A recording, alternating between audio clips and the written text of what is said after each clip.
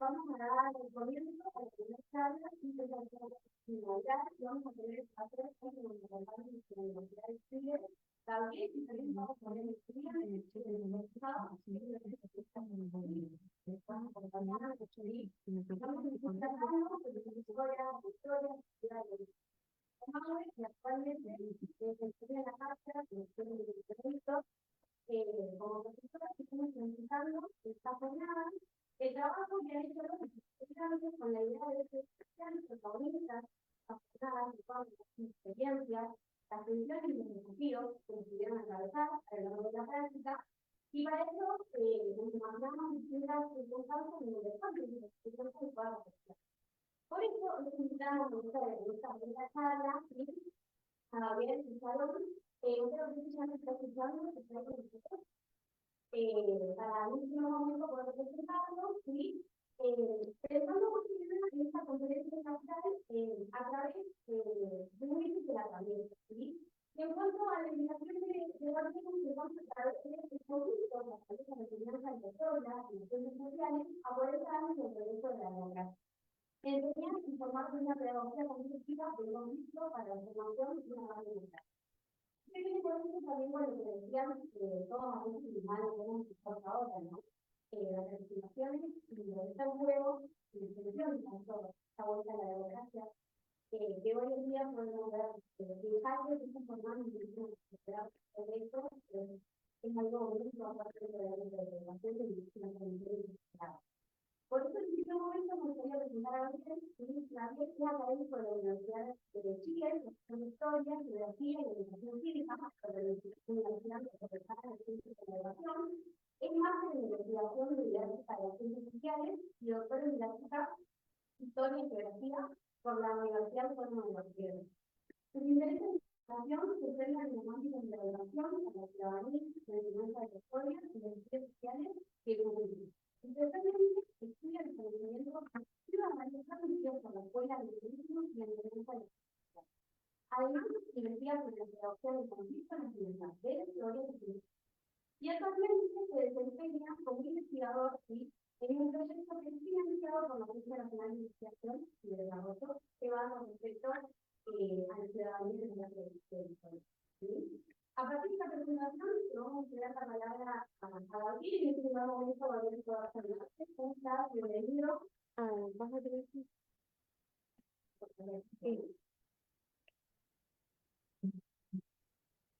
Hola, Gabriel.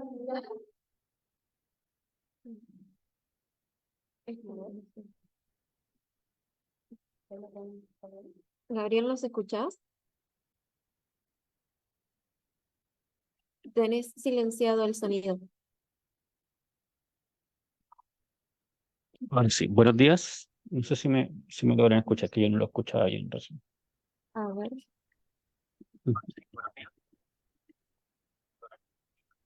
Se escucha re bajito.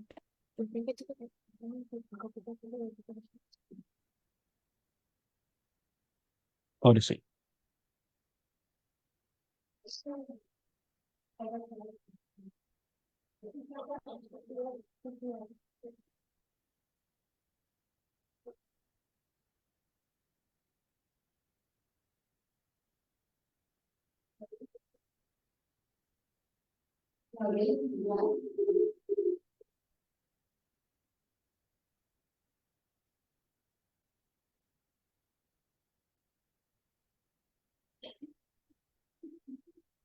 Ya. Ahora me logran escuchar. ¿Me confirman si me escuchan? Para poder. Ahí está. Y te escucho.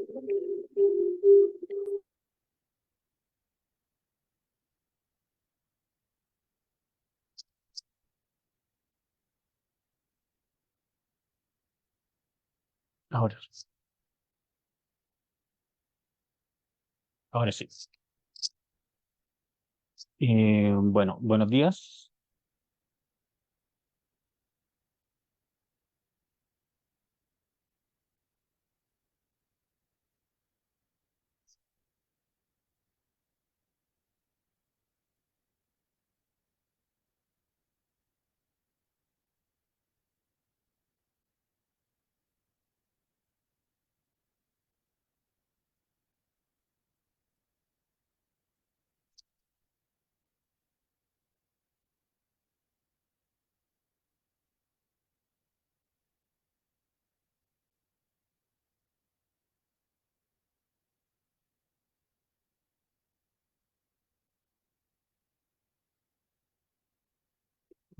Buenos días. ¿Me confirman si me escuchan para poder continuar? Ok, ya. Bueno, buenos días a todos y a todas. Primero agradecer la invitación de los compañeros y las compañeras de la UNCO, ¿cierto? De la Facultad de Humanidades. A Víctor en particular por su gestión, que hemos estado intercambiando correos. Y es un agrado poder hablar de ustedes, más allá de estos tiempos difíciles que vivimos como región y como países cada uno en nuestros territorios. El día de hoy quiero invitarlos a conversar, ¿cierto? Voy a exponer parte de un trabajo que venimos realizando con unos colegas acá en la Universidad de Chile, también en la Universidad Diego Portales, en relación a lo que hemos estado indagando en relación a enseñanza de la historia, ciudadanía y conflicto. Desde ahí he planteado esta propuesta que dice relación con el conflicto como eje de la enseñanza de la historia y las ciencias sociales a 40 años del regreso de la democracia. Enseñar y formar de una pedagogía constructiva y del conflicto para la formación en una paz democrática.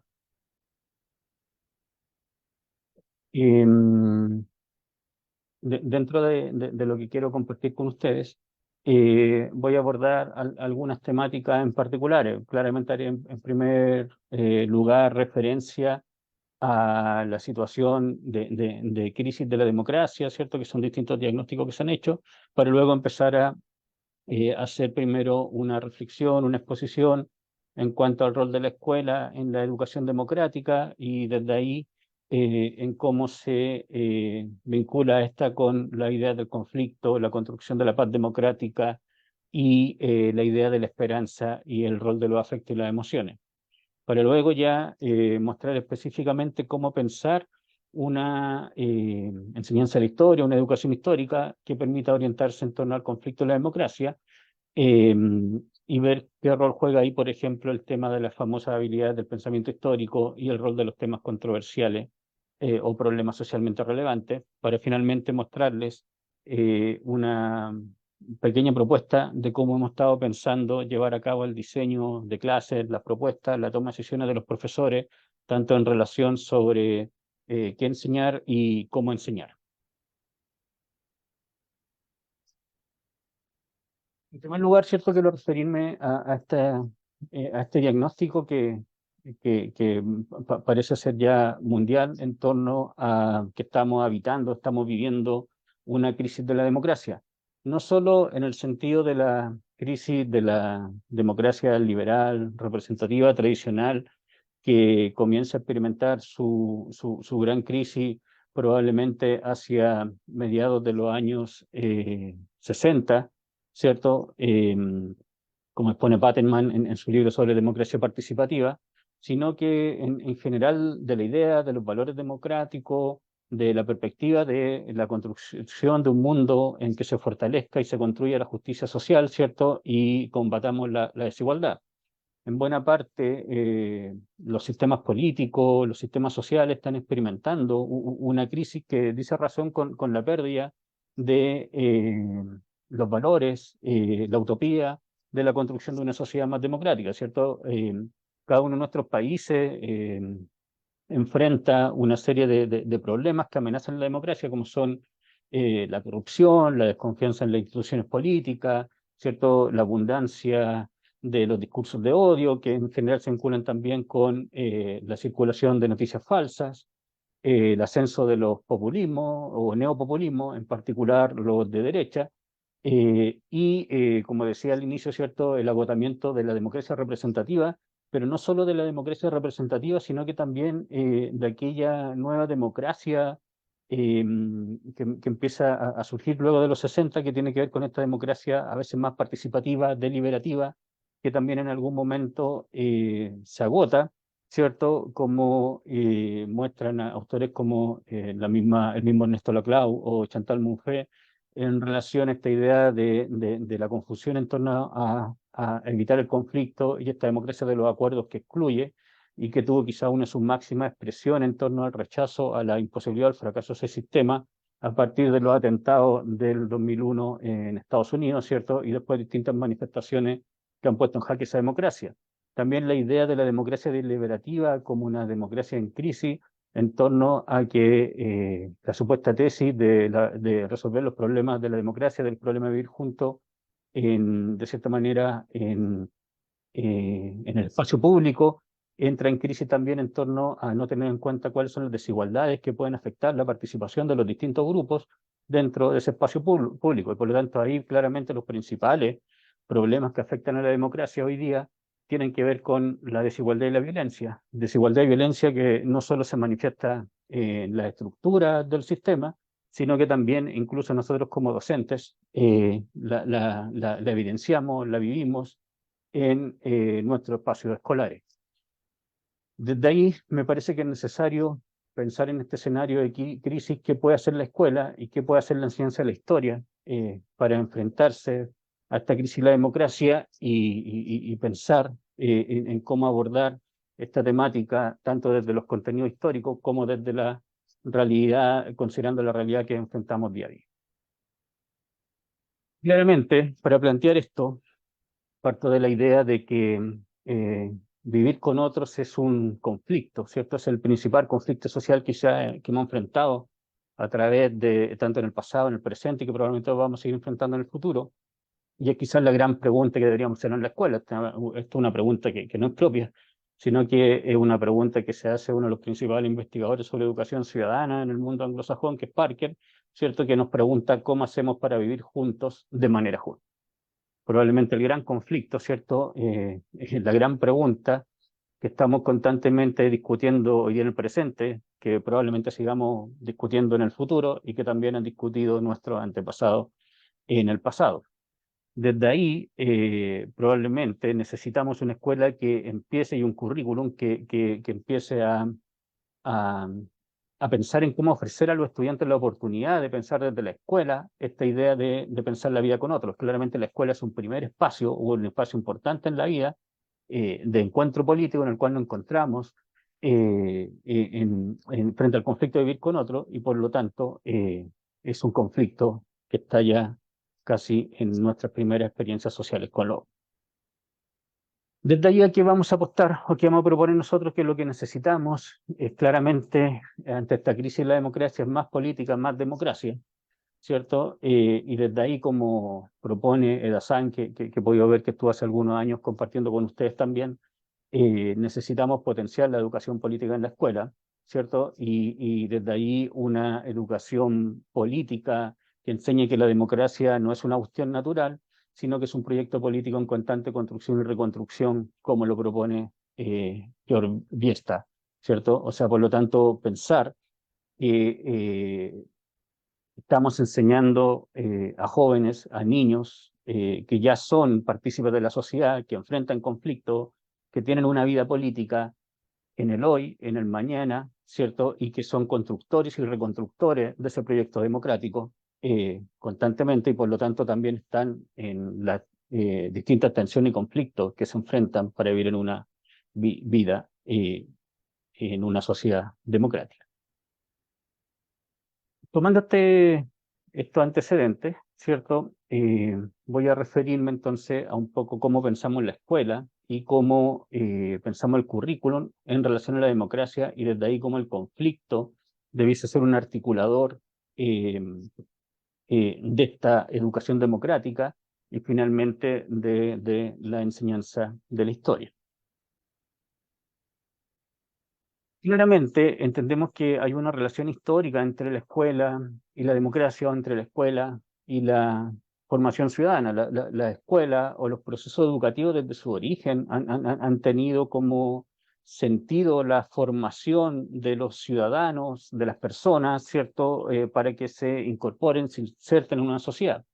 La escuela nace claramente como una institución disciplinante, ¿cierto? Sobre todo, en buena parte, su masividad, su expansión en algún momento, además de ser una demanda justa en términos de la educación para todos, del fortalecimiento de la educación pública, también es una exigencia finalmente de los mercados en términos de preparar a las personas, disciplinar a las personas para el mundo del trabajo. Por lo tanto, hay que entender que la escuela siempre, la educación y en particular nuestra área, la enseñanza de la historia, ha tenido un rol relevante en la formación de los ciudadanos. En general, ese rol ha estado atento a la idea de este concepto más bien desde la ciudadanía que podríamos llamar tradicional o conservadora de apostar al buen ciudadano. Un buen ciudadano que fundamentalmente es aquel que actúa de manera reproductiva para mantener un status quo.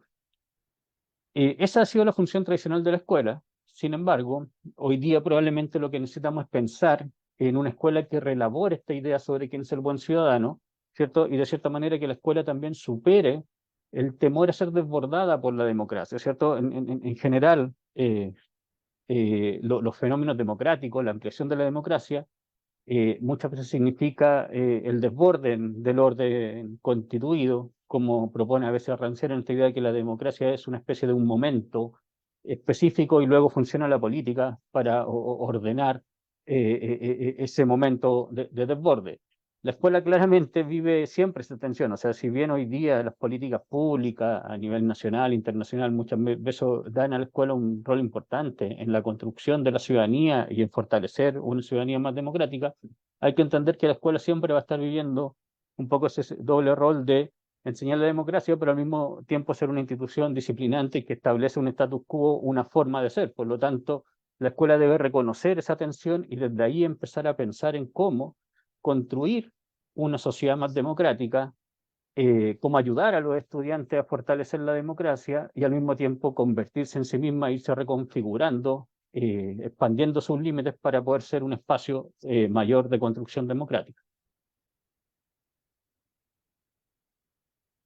Para hacer eso, creo que es importante que la escuela piense fundamentalmente en tres cuestiones. Una es la posibilidad de que en la escuela se aprenda a reconocer y abordar el conflicto, no a solucionarlo necesariamente, pero sí a entender también que la escuela juega un papel fundamental donde se vive en conflicto, donde también se vive en conflicto entre los estudiantes, entre los docentes, entre las autoridades y entre los distintos grupos de la comunidad, entre que la escuela también vive las consecuencias de conflictos más estructurales, ¿cierto? Tanto en los territorios que está, por las decisiones que hay a nivel global, local, pero por otro lado también la escuela es un espacio que si queremos que sea democrático debe ser un espacio en donde se aprenda a abordar el conflicto y abordar el conflicto para la construcción de una paz democrática.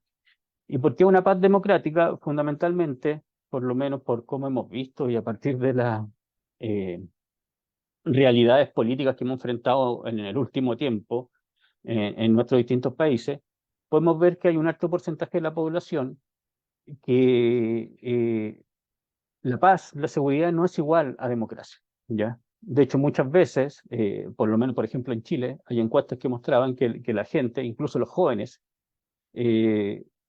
preferían una sociedad que asegurara la seguridad, ¿cierto?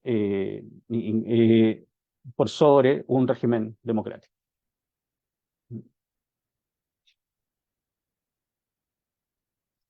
Junto a la idea de reconocer el conflicto, abordar el conflicto y la escuela convertirse en un espacio para la construcción de una paz democrática, un tercer elemento que debiese aparecer probablemente en ese proyecto de escuela, en ese proyecto de currículum, en lo que será nuestro proyecto de enseñanza de la historia, debiese ser la necesidad de construir un conocimiento que proponga la esperanza frente a los discursos de odio, ¿ya? Fundamentalmente entender de qué manera eh, necesitamos analizar críticamente esos discursos que están transitando en la sociedad, que están transitando en nuestra escuela, que escuchan nuestros estudiantes, que reproducen nuestros estudiantes, que reproducen los padres, los cuidadores, que están a su cargo, que están en la sociedad, y cómo desde ahí construimos un nuevo discurso desde la esperanza, ¿cierto?, que transforme esos discursos de odio. Veamos entonces un poco estas tres ideas con un poco más de detalle. Una primera cuestión en lo que se basa la propuesta que nosotros hacemos tiene que ver con esta idea de entender que los conflictos son parte de la vida en la sociedad y de la vida con otros, ¿cierto? Como propone Katy Bickmore. El conflicto es una cuestión cotidiana, el conflicto es una cuestión que ha estado a través de la historia, es una cuestión que aparece de manera permanente, en buena parte las relaciones sociales, ¿cierto? El vivir con otros ha sido una cuestión conflictiva. El encuentro entre culturas, ¿cierto? Las crisis que estudiamos a través de los contenidos de historia tienen que ver con el conflicto. O sea, el conflicto es una cuestión permanente, pero que no solo está en el pasado, está en el presente, sino que también está en lo que están viviendo cada uno de nuestros estudiantes. Sin embargo, pese a que el conflicto es una cuestión que es tan cotidiana, que la vivimos de manera directa e indirecta, que enfrentamos constantemente, el conflicto no suele estar casi siempre presente o no suele ser visibilizado o no se suele aprender sobre el conflicto, ¿ya? Y es importante aprender del conflicto porque en buena parte la manera en que se abordan los conflictos dan cuenta de qué tan democrática es una sociedad, ¿ya? Como sabemos, ¿cierto? Por ejemplo, desde la teoría política, la tesis de la democracia agonista parte de la idea de que el conflicto es la base de la política, ¿cierto? O sea, que de hecho la política debiese construirse en esa diferencia con el otro, ¿cierto? En esa idea, desde un campo democrático, en reconocerse con ese otro, en esa diferencia, y desde ahí desarrollarse la competencia por lo político, ¿cierto? Y desde ahí el conflicto como base de la construcción de la democracia. Pero ¿qué cosa es un conflicto? ¿Qué cosa es un conflicto social? Fundamentalmente un conflicto es la existencia de intereses en competencia y desacuerdo entre distintos grupos, y lo que pasa aquí es que los conflictos pueden tener distintas formas de abordaje y de resolución cuando es posible, y que son por una parte las formas de abordaje constructiva y democrática, que puede transformar esa situación conflictiva incluso cuando hay capacidad de resolverlo, y por otra parte están también los conflictos sociales que pueden ser resueltos de manera destructiva o antidemocrática a través de la violencia. Claramente, cuando hablamos de una educación para el conflicto y la construcción de la paz democrática, a lo que apostamos es que la escuela debe abordar el conflicto para aprender a discutir esas maneras de abordar o reconstruir la situación conflictiva desde una perspectiva democrática, ¿ya? Por lo tanto, de ahí vamos a poder construir una paz democrática. ¿Qué es lo que nos pasa? ¿Cuál es el problema que tenemos? Que cuando vemos el conflicto en la escuela, en general lo intentamos evitar, ¿cierto? Por ejemplo, no sé si pasa en Argentina también, pero por ejemplo en Chile nos pasa que en buena parte todo aquello que tiene que ver con el conflicto, con las relaciones sociales de nuestros estudiantes, con la violencia en la escuela, termina siendo un campo que parece ser despolitizado y se entiende casi de manera individual, y por lo tanto los conflictos son más bien problemas específicos que tienen nuestros estudiantes, a veces problemas de personalidad, psicológico, individuales de salud mental y no colectivo, que lo hacen actuar de forma, como hay un concepto psicológico que dice, disruptiva. Por lo tanto, en general la escuela intenta evitar el conflicto, lo individualiza y suele actuar desde una manera que, como plantea Katy Bickmore, es solo desde el ámbito de la contención, de la idea de la seguridad, ya de mantener el orden, y evita el abordaje del conflicto con mayor profundidad, en términos de entender que la relación con otros siempre son conflictivas y que por lo tanto tenemos que aprender a resolver, a resolver conflictos, a generar diálogo democrático y finalmente a construir acciones que vayan en favor de la construcción de una convivencia democrática, de la transformación social, ¿ya? Y para eso, claramente tenemos que avanzar en la escuela, en pensar el conflicto no solo como una cuestión individual de contención, sino que el conflicto se vuelva un eje de lo que aprendemos en la escuela.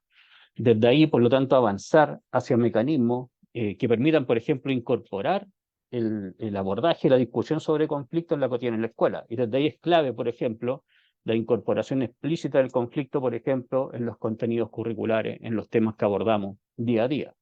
O sea, no solo abordar el conflicto cuando exista un enfrentamiento entre estudiantes desde la contención, sino que el conflicto sea una cuestión que los estudiantes están abordando, discutiendo día a día, e incluso discutiendo aquellos conflictos que habitan al territorio en que ellos viven.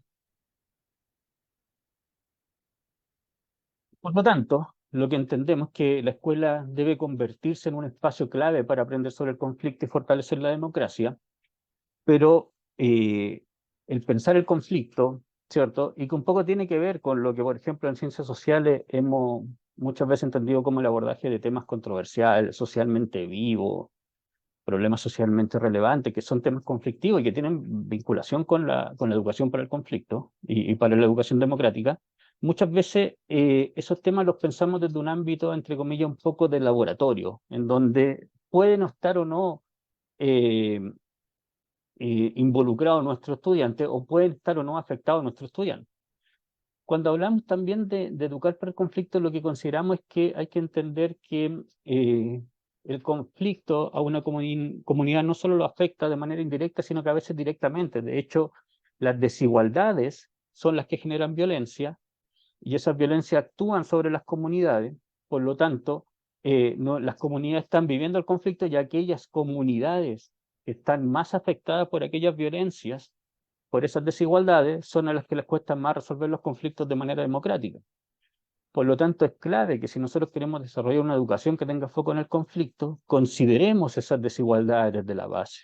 Consideremos que, por ejemplo, el trabajo sobre el conflicto requiere, por ejemplo, a lo menos el tratamiento de 3 dimensiones: el abordaje de las temáticas vinculadas a la equidad social y estructural y económica, ¿cierto? La desigualdad económica en particular, la inclusión pluralista, ¿cierto? La visibilización de aquellos que son excluidos, de aquellos que no están, de aquellas voces que nos siguen. Por ejemplo, hay algunos estudios interesantes a propósito del abordaje de temas controversiales que plantean cómo las diferencias entre estudiantes, por ejemplo, en escuelas públicas estadounidenses, ¿cierto? En donde asisten estudiantes de distinto nivel económico, aquellos que tienen un mayor ingreso económico, un mayor cultural, un mayor capital cultural versus aquellos que viven y que están más afectados por las desigualdades, no participan de la misma forma frente a la discusión de un tema controversial, un problema socialmente relevante, o que, por ejemplo, las cuestiones raciales afectan la participación de los estudiantes, que, por ejemplo, a veces abordamos cuestiones como, por ejemplo, cuestiones identitarias sin reconocer a aquellos que han sido invisibilizados, no están incluidos en la fuente, no están incluidos en los antecedentes que entregamos para ver el conflicto. Por lo tanto, la inclusión pluralista es clave para el abordaje del conflicto. Y por último, ¿cierto?, la participación. O sea, si queremos abordar el conflicto, tenemos que empezar a construir más democracia, a construir mayor participación entre los estudiantes. Para el abordaje, primero, claro, en el currículum podemos hacer aprender sobre esos temas, pero generar metodologías que permitan la participación.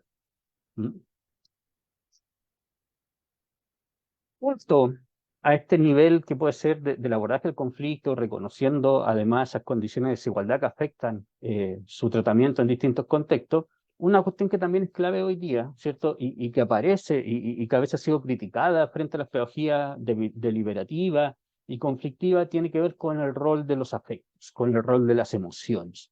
¿Ya?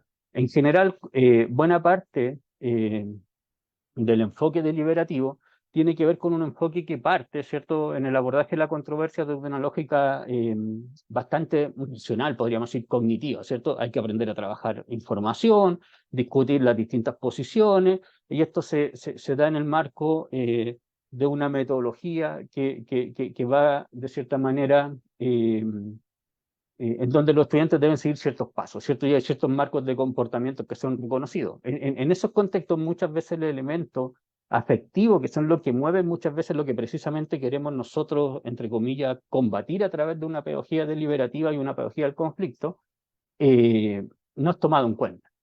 Y aquí voy directamente.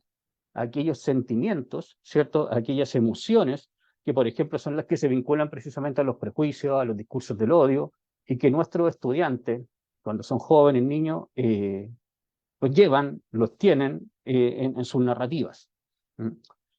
Y aquí es interesante los trabajos que probablemente conocen ya de Sembilas. Hay unos trabajos que él hace, un texto muy interesante sobre a propósito del ascenso de los populismos de derecha, en donde plantea la necesidad de crear una especie de pedagogía de la contrapolítica afectiva. ¿Y a qué se refiere en particular? Dice, hay que reconocer que, por ejemplo, los discursos de odio que transitan en la sociedad y que tienen una fuerte llegada en las comunidades más jóvenes y en los niños, ¿cierto? Sobre todo a partir de las redes sociales y todo esto que impacta hoy día la cultura juvenil.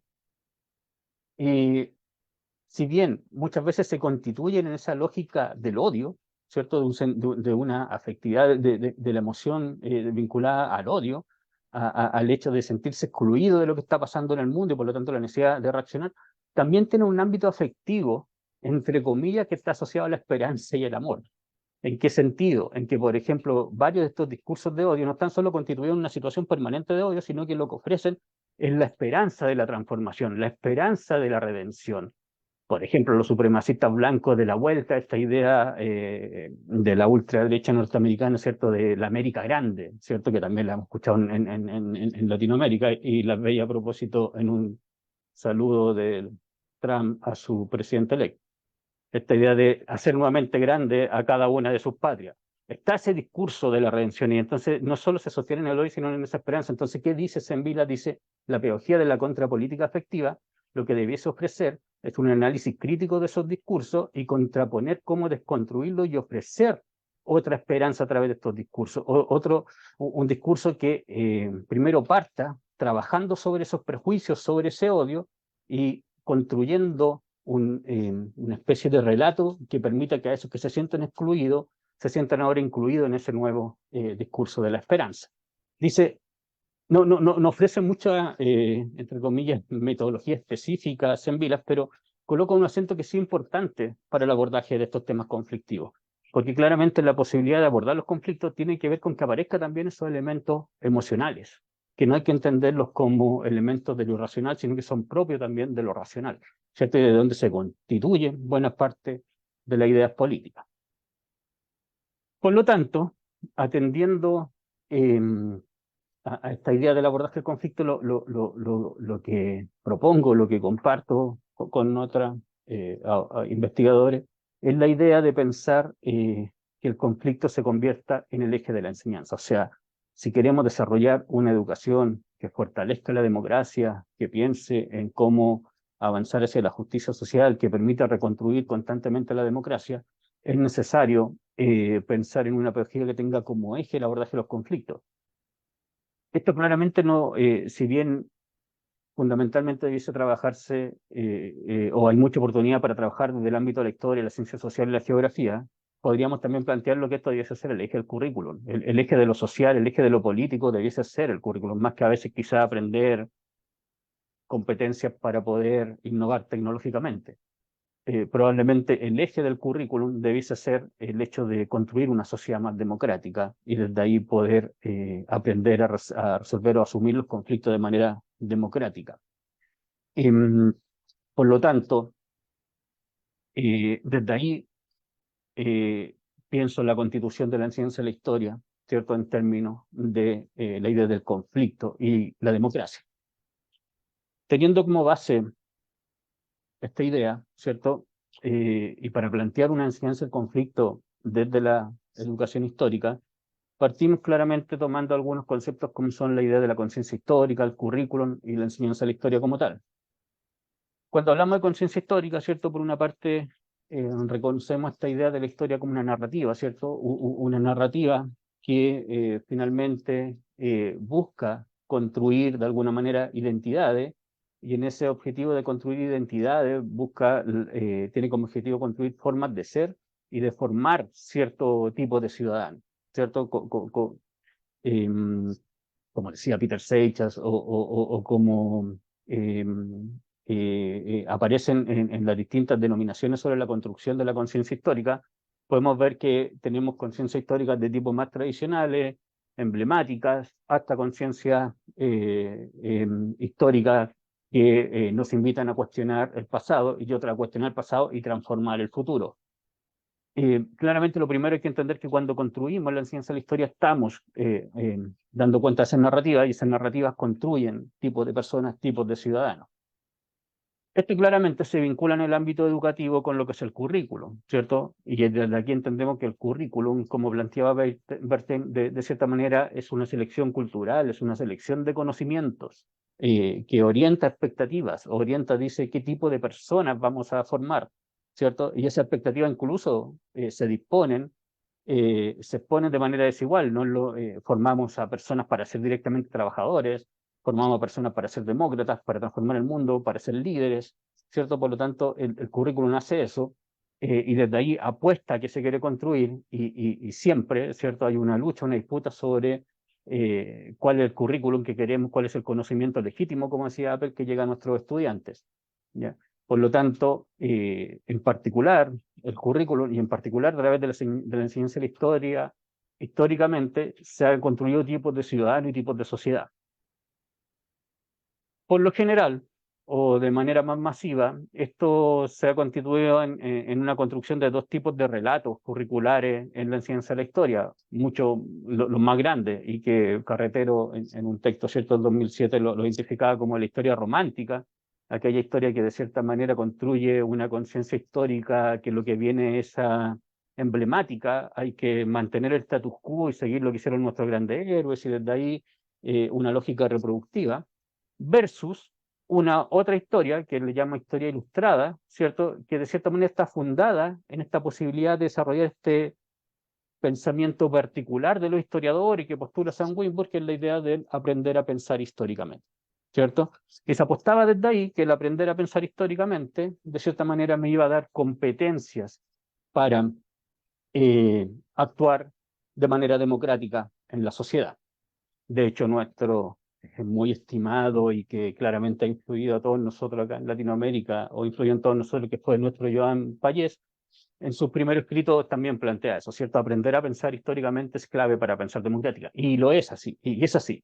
El tema es que si es suficiente pensar históricamente, si es suficiente aprender sobre temas controversiales o problemas socialmente relevantes, para construir una democracia más fuerte, una democracia más amplia.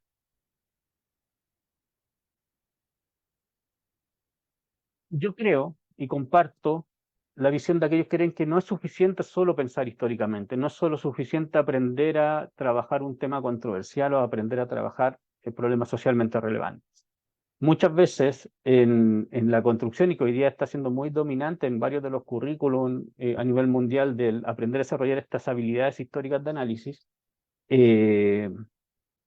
no consideran necesariamente la perspectiva de que solo el hacer ayuda a actuar de manera más democrática, sino que se queda en una idea de la constitución de un ciudadano que trabaje o funcione de manera efectiva, de manera competente en la sociedad, lo que se reconoce como lo currículum de la efectividad social, ¿ya? O sea, el ciudadano debe saber leer información, pero no necesariamente se le enseña a leer información tomando en cuenta aquellos elementos que afectan las decisiones de las personas en una sociedad desigual. O sea, por ejemplo, a veces el enseñar a pensar históricamente, el enseñar a analizar información e incluso el abordar temas controversiales o problemas socialmente relevantes sin considerar los elementos que visibiliza un enfoque crítico, no permite construir ciudadanos que apuesten por la transformación de la sociedad, ¿cierto? O sea, simplemente lo que permite es la construcción de ciudadanos que tienen buenas competencias y que probablemente podrían desempeñarse de una manera más democrática. Podrían tomar buenas decisiones o decisiones más democráticas al momento de votar en una elección. Por lo tanto, si bien pensamos que es relevante pensar históricamente, que es relevante abordar temas controversiales, es sobre todo entender que lo fundamental es enseñar una historia, una geografía, unas ciencias sociales que apuesten por el fortalecimiento de la democracia y la justicia social, y desde ahí retomar todos esos conocimientos que nos permiten visibilizar los efectos de las desigualdades en las sociedades, ¿cierto? Los efectos de la violencia, y desde ahí analizar temas conflictivos, controversiales, y no para aprender a desarrollar una deliberación, sino para hacerse consciente de cuáles son las desigualdades que afectan a la sociedad y cómo podemos actuar sobre ellas, ¿ya? Por lo tanto, en ese sentido, me sirve aprender a leer información. Y cuando leo información, poner atención si están presentes, por ejemplo, todas aquellas voces que son silenciadas. Si, por ejemplo, cuando estoy hablando de mujeres, estoy leyendo fuentes en donde las mujeres hablan, o son fuentes que los hombres hacen hablar a las mujeres. O, por ejemplo, si estoy hablando de, por ejemplo, en el caso chileno, a principios del siglo XX, el movimiento obrero, es muy típico, los textos de estudio presentan fuentes, pero son fuentes fundamentalmente de miembros de la élite política o de la élite social que hablan sobre cómo se comportaban los obreros, y son menos las fuentes que son propiamente de obreros. Por lo tanto, esos elementos también son importantes al momento de pensar un currículum que aborde los conflictos, que aborde la desigualdad, y por lo tanto, lo importante de pensar históricamente y de abordar temas controversiales o problemas socialmente relevantes debería estar mediado por esas situaciones. Y desde ahí, apostar porque los estudiantes, a partir del conocimiento histórico, salten a discutir sobre las desigualdades y sobre la democracia en la sociedad que viven y cómo los afecta. No solo quedarnos en ese análisis de la situación del pasado, sino que también avanzar hacia el presente. También esto tiene que ver con asumir que el currículum, por lo tanto, dar cuenta de aquellos conocimientos explícitos que tienen que ver con aquellos contenidos que colocamos, con los procedimientos que desarrollamos, pero también un aula y un profesor que reconozca el ámbito de lo implícito en términos de las relaciones sociales, la actitud y valores que formamos en esa aula. O sea, un aula mucho más democrática. Tomando en cuenta esto, es que proponemos, y lo que les quiero mostrar ya para entrar en la última parte, es la idea de curricularizar el conflicto. ¿Ya? De cierta manera, en ese avance, que si recuerdan la secuencia que presentaba sobre cómo abordar el conflicto en la escuela, que parte de la contención hasta la participación, en ese tránsito es clave que el conflicto se vuelva un elemento que aparezca como eje de la enseñanza, que esté constantemente vinculado a las temáticas que aparecen en la sala de clase a través del currículum que desarrollamos. Por lo tanto, a lo que apostamos es que el currículum tome el conflicto como el eje sobre el cual se va a desarrollar, y desde ahí enseñe sobre las desigualdades en la sociedad, y discuta y dé herramientas para actuar sobre ella o discutir sobre ella.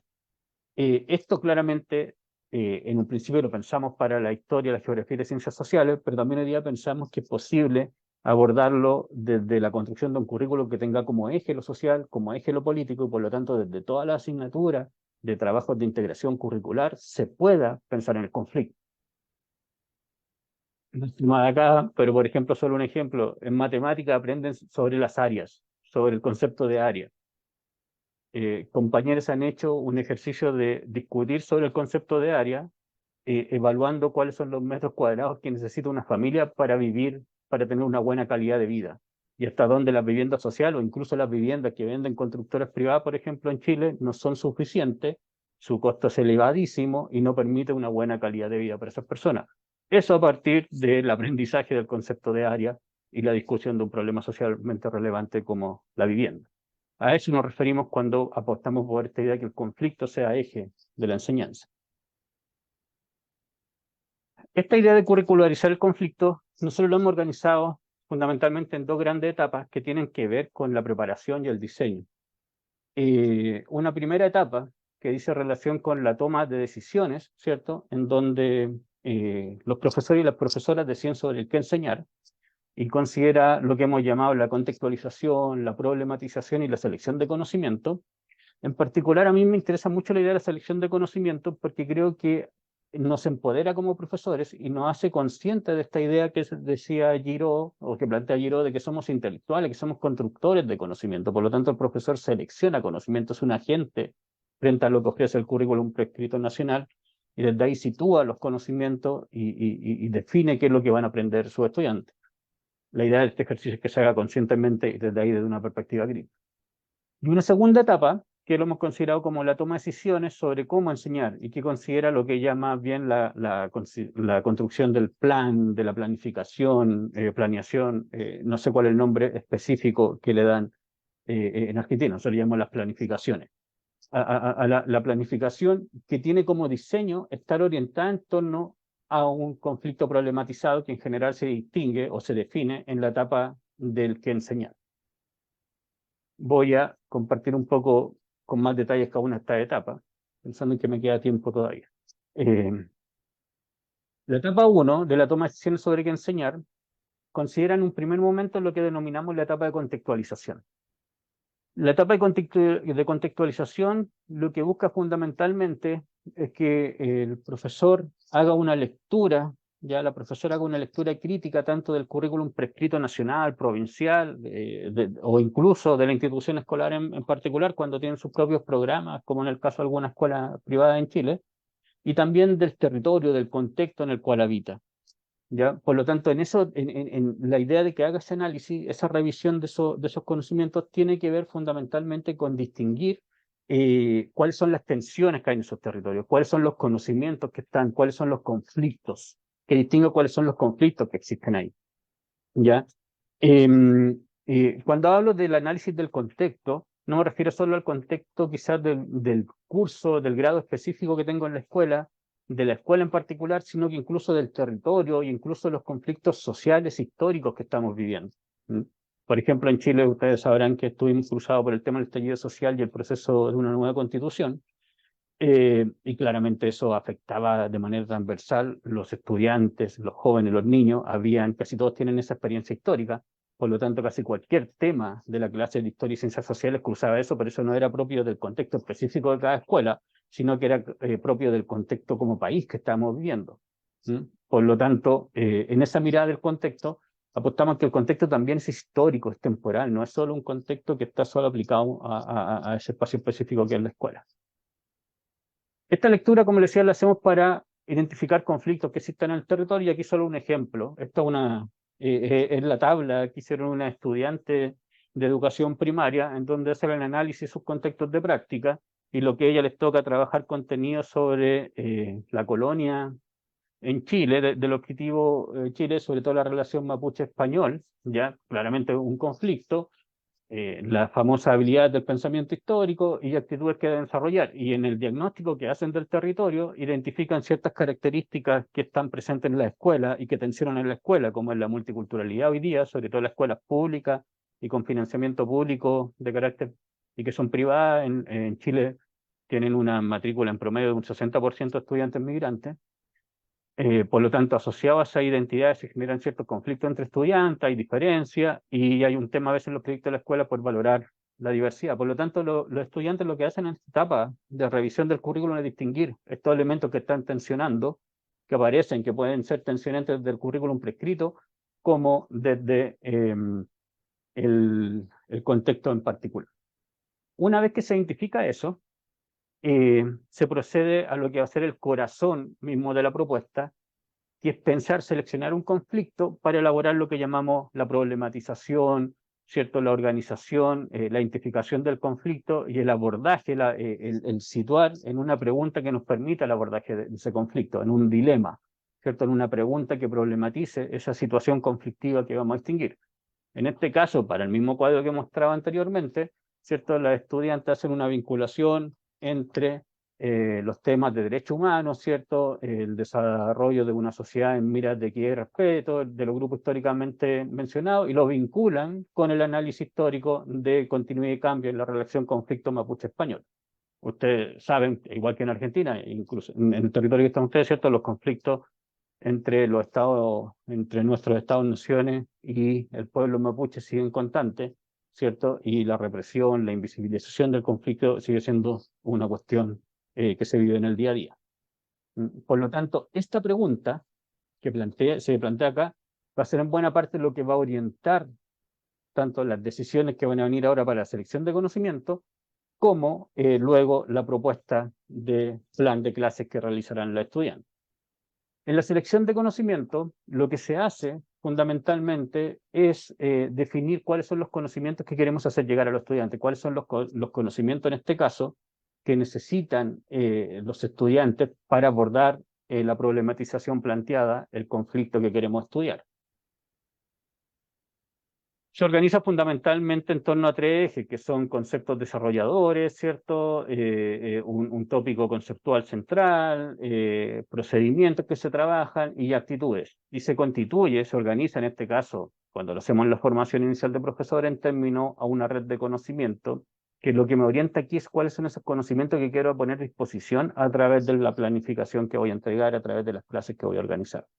Si se fijan en torno a la problematización que planteaba este grupo de estudiantes, plantean el conflicto cultural como el concepto eje en el cual organizar los conocimientos, y desde ahí abordan tanto temáticas que son propias del currículum prescrito, como las cuestiones del periodo colonial y los conflictos en ese contexto, hasta conflictos más actuales y el análisis, por ejemplo, de cambio y continuidad entre los conflictos que existen en el pasado, que existen en el presente, no solo vinculado al conflicto mapuche-Estado chileno, sino que también incluso a los conflictos que viven los estudiantes en la propia escuela en la cual ellos estaban haciendo clases, ¿ya? Porque la idea en este caso, cuando es de primaria, muchas veces hacen es vincular incluso con la experiencia de sus estudiantes, con la experiencia directa.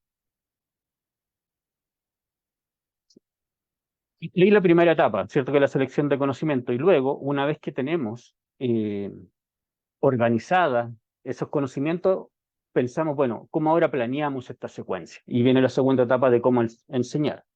Y para eso lo que planteamos nosotros es una trayectoria de una organización de los conocimientos que vayan de lo concreto a lo abstracto, ¿cierto? Un poco siguiendo el modelo de Yorba y Casella, pero acomodándolo a la idea de la enseñanza del conflicto, que permita el abordaje sobre ese conflicto. Y ahí lo ordenamos en 4 etapas: el reconocimiento de creencias y experiencias sobre la situación conflictiva, la presentación del conflicto, identificación y reconocimiento, el estudio del conflicto y los conceptos asociados por su abordaje, y la reflexión y acción sobre el conflicto. Por lo tanto, se va trabajando una secuencia que permite, de cierta manera, llevar a los estudiantes a la acción sobre el conflicto. En la primera etapa, ¿de qué trata? Fundamentalmente, es una etapa que permite o que busca que los estudiantes den cuenta de cuáles son esas creencias, experiencias que tienen sobre la situación conflictiva. Esta etapa es clave porque, como planteaba muchas veces, por ejemplo, el Payés, lo que buscamos a veces cuando enseñamos es identificar, que nuestros estudiantes reconozcan sus prejuicios y luego desconstruir esos prejuicios, ¿cierto? Por lo tanto, si tomamos la idea que planteamos antes sobre Sembila, de los afectos, las emociones, aquí es donde debiésemos generar unos espacios de tal confianza en metodología que permitan a los estudiantes, de cierta manera, dar cuenta de esas emociones, de esas cuestiones que a veces cuando generamos el ámbito, a veces en la sala no generamos la confianza para que ustedes puedan expresar lo que sienten realmente sobre una situación, ¿ya? Para esto es fundamental, y sobre todo para un ámbito de una educación democrática, el gestionar ambientes de confianza, o sea, empezar a generar metodologías que pueden ser trabajadas previamente, que permitan a los estudiantes empezar a comunicarse, a hablar. Para eso, por ejemplo, una estrategia, una metodología que es bien interesante, es la de los círculos comunitarios y que permite empezar a generar conversaciones que a veces pueden ser de temas X, no conflictivos, pero que empiezan a generar la confianza en las personas de poder comunicarse, de no tener el temor a comunicarse y recibir una respuesta violenta del otro. ¿Por qué es clave esto? Porque sobre todo en esta parte de la experiencia, de las creencias, que ojalá los estudiantes den cuenta de aquellos prejuicios, den cuenta incluso frente a estas situaciones conflictivas, de que, por ejemplo, ellos no reconocen que un conflicto, que a veces no reconocen que una situación de desigualdad, que no reconocen que una situación violenta. Por lo tanto, que se dé cuenta de eso para que empiecen, desde ahí empecemos a trabajar la toma de conciencia sobre esas acciones.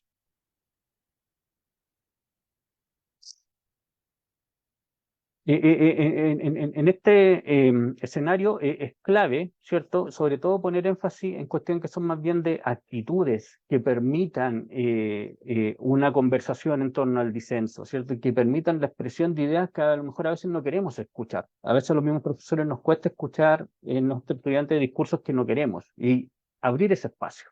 Abrir ese espacio para empezar la reflexión sobre ello. Recordemos que estamos hablando de creencias, de representaciones, de conocimientos no formales. Y claramente nosotros como educadores lo que vamos a hacer luego es intentar formalizar, intervenir sobre esas creencias, pero necesitamos abrir este espacio en que aparezca esa confianza. Por lo tanto, por ejemplo, como dice Judy Pace, es necesario, por ejemplo, generar actividades que guíen la acción de los estudiantes, que fomenten el aula activa, el disenso respetuoso, la empatía con el otro, que no tiene que ver con la validación de ese discurso, que en algún caso podría parecer un discurso de odio, podría parecer un prejuicio, pero que permita la escucha para poder empezar a trabajar. Una vez que hemos reconocido esa experiencia, ¿cierto? Presentamos el conflicto, presentamos la problematización, y desde ahí colocamos a los estudiantes, sobre todo aquellos que a lo mejor no lograban reconocer aún esa situación, en que el conflicto existe, que existe la situación conflictiva. A veces que es un conflicto que además directamente nos afecta, y por lo tanto, lo que hacemos aquí en esta etapa es sensibilizar a los estudiantes frente a la situación conflictiva, ¿ya? Y desde ahí introducimos ya el acercamiento al conflicto y podemos empezar a trabajar en el abordaje de esto. Una vez que hemos logrado rescatar la experiencia, introducir el tema conflictivo, empezamos quizás la fase más tradicional, que es la fase de estudio de la situación conflictiva. En este caso, y como el ejemplo que mostraba, por ejemplo, del conflicto mapuche español y de estudio de conocimiento sobre la colonia en Chile, claramente en esta etapa es donde también abordamos esos conocimientos históricos, entre comillas, más tradicionales, abordamos los conocimientos curriculares, pero también incorporamos aquellos otros conocimientos que hemos integrado en la selección que hicimos previamente, que pueden tener que ver con cómo el abordaje de conflictos democráticos, cómo se construye una sociedad justa, cuál es la situación actual, por ejemplo, de las comunidades mapuche en Chile, ¿cierto? Que por lo tanto nos permiten, o por ejemplo, cuestiones que nos acerquen al abordaje de conflictos específicos en el contexto territorial en el cual habitamos. Por lo tanto, lo que se hace en este espacio es estudiar, estructurar el conocimiento de esa situación conflictiva desde el ámbito que hemos ofrecido desarrollar. Y de cierta manera es la etapa que dialoga también, y que es una demanda que tenemos muchas veces en la escuela, ¿cierto? Con la cobertura curricular, si queremos llamarlo así. Dialoga con ese currículum más prescrito, donde en el caso de la problematización que mostramos, se van a tener que trabajar los contenidos propios de los conflictos mapuche españoles en la colonia. Resolviendo eso también, estudiamos el conflicto, y para estudiar el conflicto algunos proponen a lo menos 4 pasos que tienen que ver con enmarcar el problema, enmarcar el conflicto, entender cuáles son las distintas visiones que hay sobre esto, entregar recursos que permitan a los estudiantes reconocer a los actores participantes en la situación conflictiva. Aquí en particular colocar atención a que aparezcan todos esos actores, sobre todo aquellos que han sido tradicionalmente invisibilizados, ¿ya? Proporcionar fuentes de información, ¿cierto? Y generar grupos, primero pequeños, de discusión, y luego quizá grupos más amplios de deliberación sobre esas situaciones conflictivas. Una vez que hemos trabajado, conocido el conflicto, abordado incluso aquellos conocimientos que están más asociados al currículum, lo que vamos a la última etapa, y que la última etapa se concentra en que los estudiantes ahora, una vez que han aprendido los conocimientos curriculares, han abordado los otros conocimientos que nosotros hemos ofrecido para profundizar en el conflicto, vayamos a discutir sobre la situación conflictiva. Por lo tanto, este cuarto momento tiene que ver con la reflexión, la discusión, la deliberación sobre el conflicto. Aquella pregunta que planteamos al inicio en la problematización, que sobre la cual se ha organizado todo este conocimiento, ahora se pone en discusión. Los estudiantes han recibido conocimiento, han logrado de cierta manera ese conocimiento contrastarlo con sus prejuicios, con los discursos previos que tenían, y ahora los estudiantes empiezan a actuar o a deliberar sobre esa situación conflictiva. Es esta parte en donde es fundamental desarrollar actitudes y valores democráticos, y por lo tanto ayudar al estudiante a plantear respuestas posibles o ideas para el abordaje del conflicto. Aquí es muy importante, según algunos autores, por ejemplo, como Lee Chin-ho o Barton, que proponen que también a veces hay que pensar, sobre todo cuando empezamos a trabajar sobre temas conflictivos, y queremos también construir la esperanza, abordar ciertos conflictos que tengan una posible posibilidad de acción de agencia de los estudiantes en términos de ofrecer alguna solución, ¿cierto? O ámbitos que permitan ofrecer ideas, porque claramente no podemos pedir a veces que conflictos que han sido históricos lo resuelvan estudiantes o terminen por resolverlo absolutamente un grupo de un aula. Pueden salir buenas ideas, pero no necesariamente en toda la agencia. Por eso que a veces también el vínculo, a veces desde el estudio de esos conflictos históricos con conflictos que están asociados a nuestro espacio más inmediato, puede ser una buena estrategia para desarrollar esto. Ideas también para el abordaje final y la discusión del conflicto y el planteamiento de ideas y acciones puede ser, por ejemplo, que los estudiantes reconozcan experiencias previas que hayan abordado conflictos similares. Supongamos, a propósito de la cuestión mapuche, la realidad, por ejemplo, de la política australiana, de Nueva Zelanda, de otras regiones, en realidad esta realidad, o por ejemplo la misma política canadiense. Por lo tanto, mostrar esas formas de acción, ¿cierto? Mostrar esas opciones para que los estudiantes de ahí saquen ideas y propuestas, no de cierta manera dejarlo, entre comillas, en el aire para ofrecer esas propuestas. Ofrecer nuevamente dinámicas de trabajo en los estudiantes que permitan hacer análisis sistemático sobre causa y consecuencias, para desde ahí plantear sus ideas. Para esto, por ejemplo, una metodología interesante es el uso del árbol de problemas, ¿ya? Y finalmente desarrollar actividades de deliberación, ¿ya? Que ahora instalen el debate, instalen la puesta de posición entre distintas ideas, ¿ya? Y que ahora sí partan de la posibilidad de evitar que surjan esos discursos que al inicio sí eran válidos, que quizás estaban contaminados por la idea del odio o del prejuicio, ¿ya? Ahora hemos construido un conocimiento, ¿cierto? Hemos analizado la situación y por lo tanto ahora ofrecemos la discrepancia, el hecho de poder no estar de acuerdo dentro de un ámbito democrático. No queremos que los estudiantes se coloquen de acuerdo necesariamente, sino que aprendan a estar de acuerdo dentro de este contexto democrático que será la deliberación. Y también siempre, y que una buena acción para motivar la esperanza, como decíamos, tiene que ver con proponer actividades que los estudiantes puedan difundir sus propuestas de solución a esa posible solución problemática. Nosotros, en el caso de trabajo con estudiantes de primaria, lo hemos hecho casi siempre en creación de ferias, podcast, creación de infografías que informan la comunidad. Finalmente, siempre es bueno cerrar todo este tipo de acciones, o nosotros proponemos dejando un espacio final de reflexión, así como al inicio hicimos la reflexión para ver esa experiencia y creencia, ahora hacer un espacio de reflexión que nos permita sintetizar aquellos que aprendimos, mostrar las perspectivas que se construyeron sobre el conflicto, las propuestas de acción, reconocer los cambios con respecto al inicio de la secuencia, y finalmente identificar las cuestiones en que se encuentran de acuerdo y en desacuerdo, ¿cierto?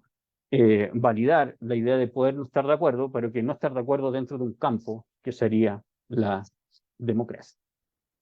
Para esto nuevamente se pueden utilizar estrategias como la del círculo comunitario, ¿cierto?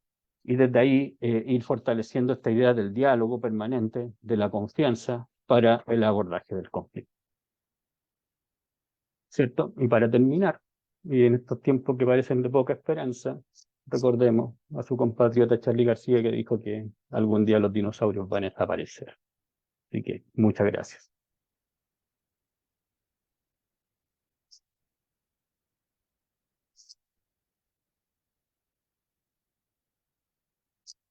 Los escucho dentro de lo posible. No sé si lo escucharé muy bien.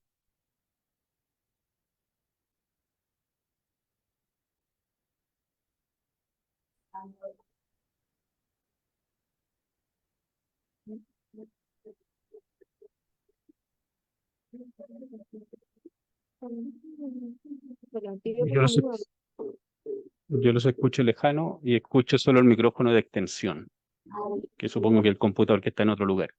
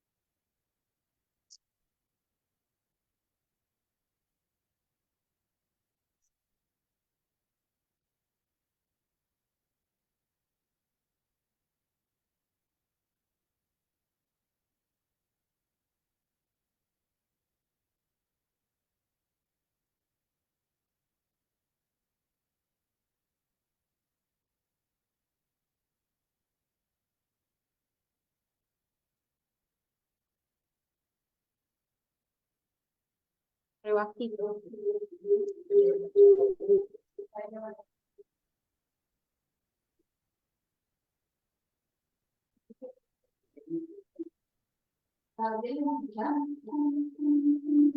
Ahora lo escucho por extensión y ahora no sé si el default tiene sonido. Está como silenciado.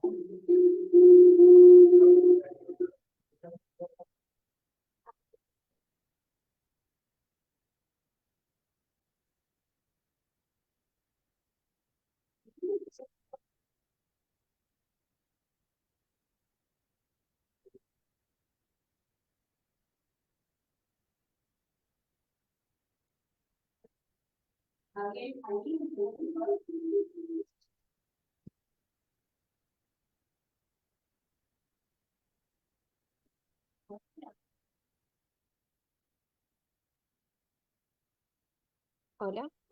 Sí, me Ahí, escucha, pero quizás ahí, Y escucho por extensión. Claro.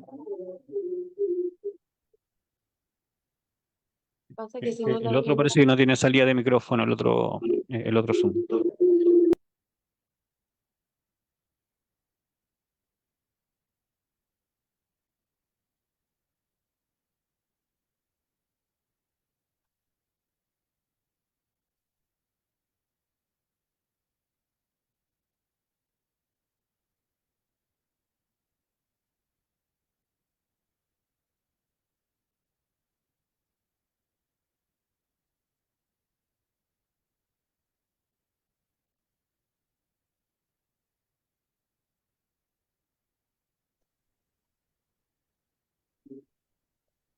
¿Tengo que encender el micrófono o no? No, no, no. ¿Lo dejo apagado? Sí, ahora lo escucho bien.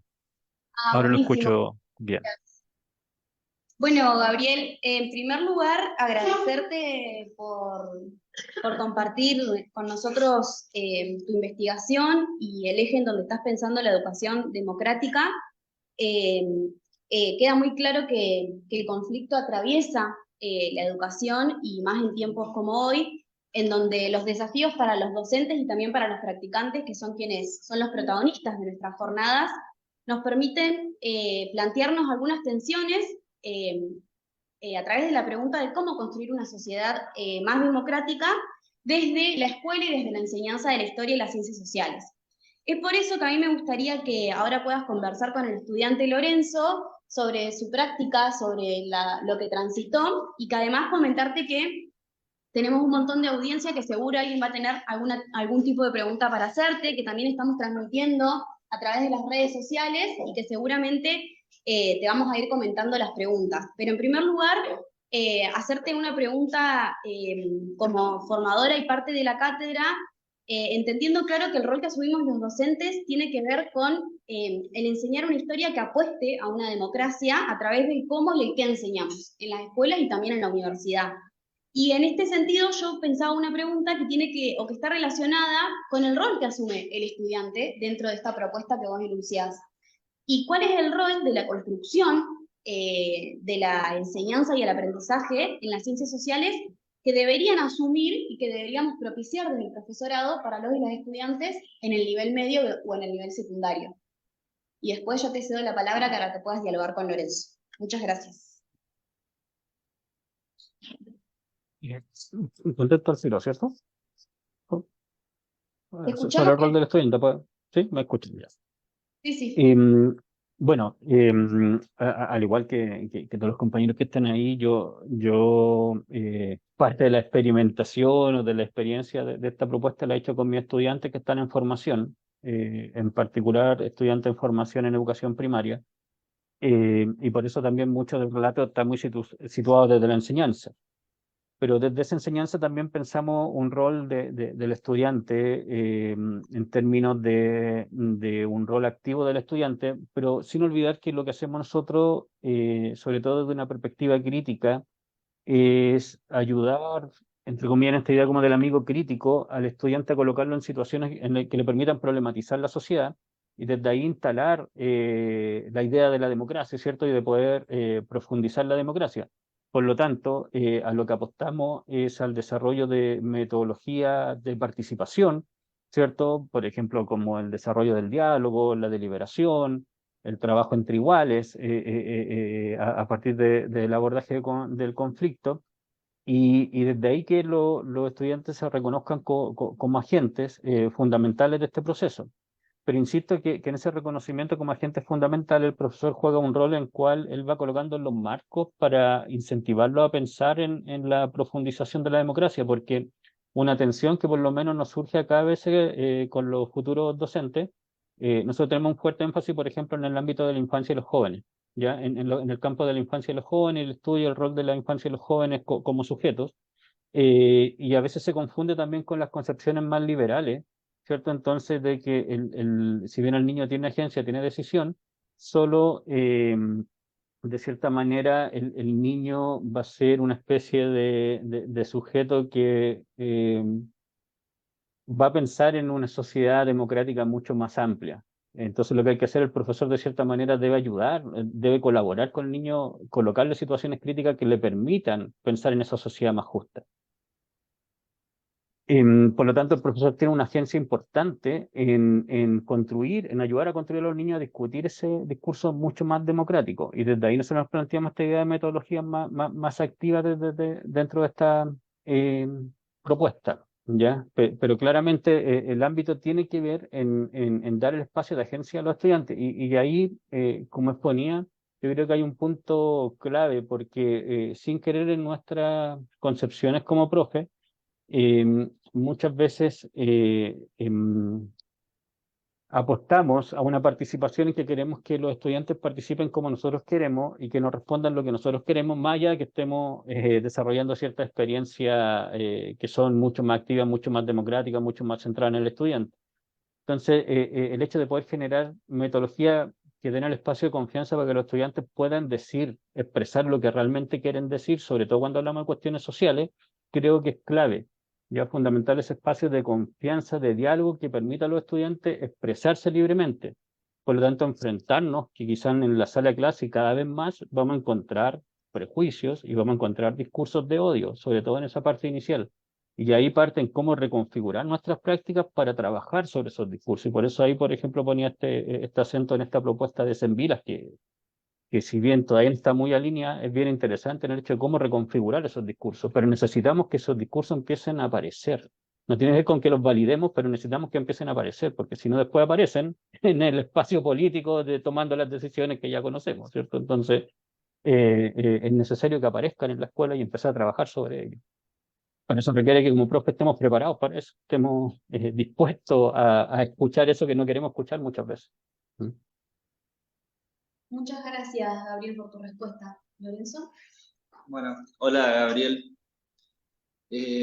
Pensaba en esto de esto que mencionaste del currículum como un campo de tensión entre los intereses de distintos actores y sectores sociales, y cómo en la escuela ha predominado esto que comentabas de una historia más tradicional que busca mantener el statu quo, y que apuntaba a construir cierto tipo de ciudadano. Entonces, yo pregunto, ¿qué características debería tener una historia que apunte a esto que vos planteaste y que tiene que ver con la consolidación de la democracia, el reforzamiento en la construcción de una ciudadanía democrática? ¿Habría que reemplazar esa historia tradicional positivista por otra que diera lugar a otras voces, o se pueden complementar, se pueden discutir? ¿Cómo ves esa cuestión? No, en particular, yo creo que tiene dos elementos. Por una, es una enseñanza de la historia que abra el espacio a discutir aquello que es controversial, que es conflictivo, ¿cierto? Que tenga como eje el conflicto. En segundo lugar, que dé cuenta de aquellos que han sido invisibilizados, que muestre otras perspectivas sobre los mismos problemas históricos. Y eso puede dialogar incluso con las temáticas historias más tradicionales que pueden estar en muchos de los currículos nacionales o provinciales, ¿cierto? La otra vez, por una evaluación de una tesis, pude reconocer un poco la reforma que han estado trabajando usted, que es bien interesante, pero sabemos que los currículos prescritos provinciales o nacionales son más bien, tienden a tener esta historia más tradicional o ciertas actualizaciones, no sé, muy de la escuela, a lo mejor de la historia de los procesos, muy de la escuela de los anales, ¿cierto? Pero siempre hay poca aparición de un relato histórico que permita la aparición de otras narrativas o de cuestiones mucho más conflictivas. Yo creo que es clave eso, un poco el hecho de mostrar la multiperspectiva, de reconocer a otros agentes que aparezcan en la narrativa histórica, pero también creo que es necesario pensar en el conocimiento histórico como una plataforma para aprender y construir la democracia.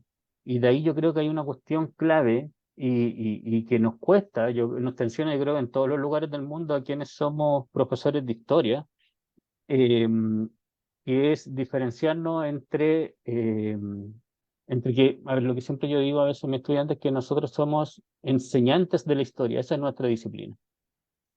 o enseñantes de la democracia a través de la historia. Entonces, de cierta manera, conlleva a pensar que a veces más que hacer un estudio histórico que nos permita hacer el análisis histórico como tal de una situación del pasado, incluso incorporando otra narrativa, lo que queremos es ocupar esa temática histórica para discutir finalmente los problemas sociales, los conflictos que estamos teniendo en la sociedad actual también, para visibilizar eso. Entonces, de cierta manera, yo a veces veo que además de incluir otras narrativas, de incluir los temas conflictivos, es necesario hacer el vínculo con el presente y entender que el contenido histórico puede ser una plataforma para discutir lo que lo que nos está sucediendo ahora.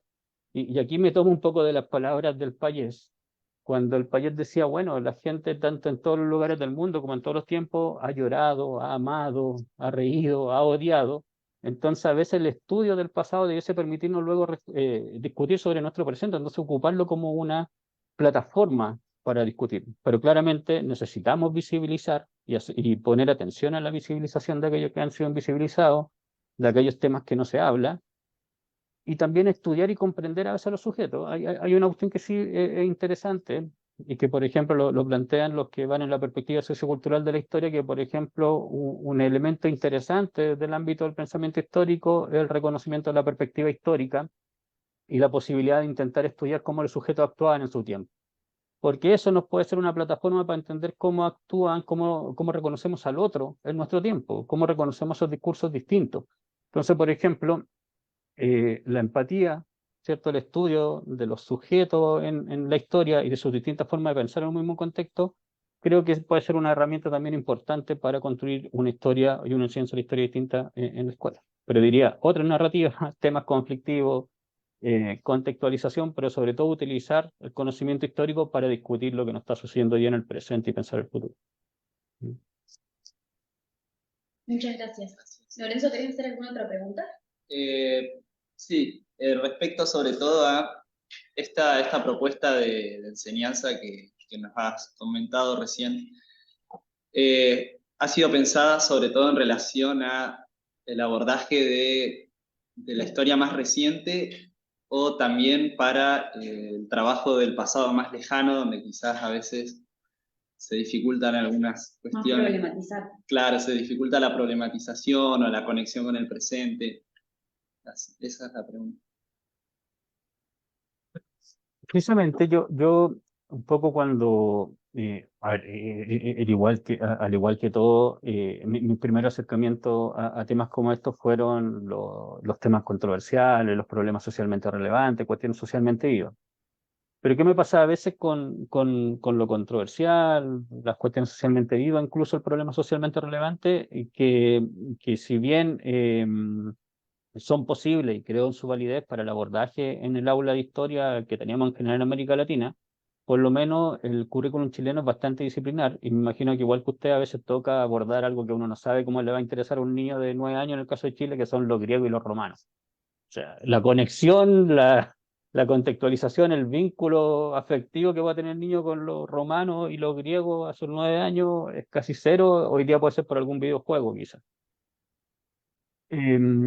Entonces me pasaba que a veces la controversia, los problemas socialmente relevantes o las cuestiones socialmente vivas se referían a una historia más cercana, me refiero más cercana en el tiempo, ¿cierto? O sea, una historia más del tiempo presente muchas veces, o de temas que son realmente más de la ciencia social en general. Y cuando hablo del conflicto, de ubicarlo en el conflicto, tiene que ver que nos da esa posibilidad, porque si pensamos todas las relaciones, y de hecho en el famoso tópico este de los conceptos clave que propone Pilar Benellán, aparecía el conflicto como un eje importante de las ciencias sociales. Y entonces, por ejemplo, buena parte o todas las relaciones históricas o sociales humanas a través del tiempo han estado vinculadas al conflicto. Entonces, por ejemplo, no sé, me toca tratar la caída del Imperio Romano, que todavía en Chile está dentro del currículum. Hay un tema de conflicto, ¿cierto? O los griegos, las guerras persas, ¿cierto? La guerra con los persas, son conflictos de identidades, conflictos culturales, y desde ahí creo que la idea del conflicto puede ser un buen articulador para darle esa relevancia a estos contenidos, a estos conocimientos. Pero al mismo tiempo, por ejemplo, si pensamos hoy día en un aula, que por ejemplo en el caso chileno, como les comentaba, hoy día en los colegios públicos chilenos, a veces un 80% de los estudiantes son migrantes recientes, o son hijos de migrantes recientes, a propósito de la crisis de la diáspora venezolana o colombiana en el caso de Chile. Y por lo tanto, esos estudiantes están llenos de tensiones entre sí y todo, y son conflictos de identidad que están presentes. Por lo tanto, a veces en un tercero básico que les toca estudiar Grecia, no sé por qué, pero les toca estudiar Grecia, tercero básico, 8 años, más o menos, eh, hablar de estos conflictos que provocaron, por ejemplo, a lo mejor la caída del Imperio Romano a través, ¿cierto?, de la llegada de las migraciones de los pueblos germánicos y todo eso, nos permiten, de cierta manera, saltar de ese conflicto para hablar los conflictos que están enfrentando esos niños en el aula, de la idea de tener culturas distintas, de tener tradiciones distintas, que incluso, cuando por lo que he visto en aulas chilenas, los niños que se mueven de distintas regiones de Colombia o distintas regiones de Venezuela también tienen distintos tipos de identidades. Lo mismo pasa con ustedes. Nosotros, como somos este país largo y angosto, un poco es variado, pero se notan a veces menos esas distintas identidades.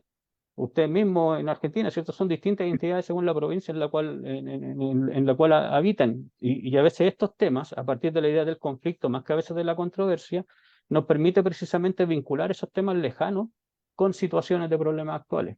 Entonces, por ejemplo, creo que desde ahí el conflicto aparece como un concepto bastante articulador para el aprendizaje de las ciencias sociales y para el aprendizaje de la historia en particular, entendiendo que buena parte de las relaciones humanas han sido conflictivas. Y en este sentido, Gabriel, con tus aportes, podríamos pensar entonces que el eje de entender el conflicto que atraviesa el aprendizaje y la enseñanza en las ciencias sociales también podría atravesar a las temporalidades. Y cómo podríamos pensar en algunos contenidos, como vos mencionabas, cuando nosotros hablábamos con Lorenzo y conversábamos sobre tus textos, que te pudimos escuchar, también pensábamos estos ejemplos que vos diste, ¿no? Nos íbamos a Grecia, a Roma, como algo tan lejano en el tiempo, ¿no? A nosotros nos podía generar controversias en el sentido de decir, bueno, ¿cómo lo problematizamos? Y ahí creo que podemos pensar desde esta tensión o de este eje de que el conflicto atraviese las temporalidades que nosotros llevamos al aula escolar, como damos los distintos ejemplos. Y también cuando conversábamos, Lorenzo me decía algo que es muy potente de pensarnos en la reflexión didáctica, en decir, hay cosas que hicimos en el aula y que a veces no las conceptualizamos, no tenemos los conceptos, pero después de ver su práctica intensiva, algunas de estas cosas él la pudo atravesar como el trabajo con el conflicto. Entonces yo le proponía que hoy pueda comentar brevemente y comentarte a vos cómo atravesó el conflicto su práctica intensiva que hizo acá en el cursado en este periodo, ¿no? Que lo problematizó en el sentido de atravesar lo que él proponía llevar al aula. Bueno, en nuestra experiencia, que la desarrollé con un compañero, trabajamos en un segundo año y nos tocó enseñar las consecuencias de la conquista española aquí en América. Y en ese sentido, con mi compañero, desde el momento de elaborar la unidad didáctica, consideramos, creo, sin darnos cuenta tal vez, o sin pensarlo explícitamente, pero al conflicto como eje de esa unidad, y de esta manera abordamos, por un lado, el intento de imponer, ¿no?, por parte de España un modelo extractivista y esclavista, pero por el otro lado mostrando la oposición y la resistencia que diferentes actores sociales americanos, desde indígenas, mujeres indígenas, afrodescendientes y demás, ofrecían a ese intento de imposición colonial, y que en muchos casos lograron resistir, si no total, al menos parcialmente, a esos intentos, ¿no?, de imposición española. Y en algunas clases buscamos explicitar precisamente la vinculación entre el conflicto, entre el pasado colonial, ¿no?, y los conflictos actuales. Por ejemplo, en relación a lo que vos comentabas y que tiene que ver con el pueblo mapuche, porque trabajamos el extractivismo en la larga duración, haciendo un vínculo entre Potosí, digamos, y lo que ahora es Vaca Muerta aquí, con la extracción de petróleo en esta región, donde también el eje estuvo puesto en, bueno, las consecuencias negativas, por ejemplo, del fracking, y la oposición, sobre todo del pueblo mapuche, a las consecuencias, como digo, que genera esa política extractivista. Así que, de alguna manera, el conflicto fue el eje central que articuló nuestra práctica, aunque tal vez no lo hicimos de forma tan consciente, pero ahora viéndolo en retrospectiva, fue creo el eje que articuló esa experiencia.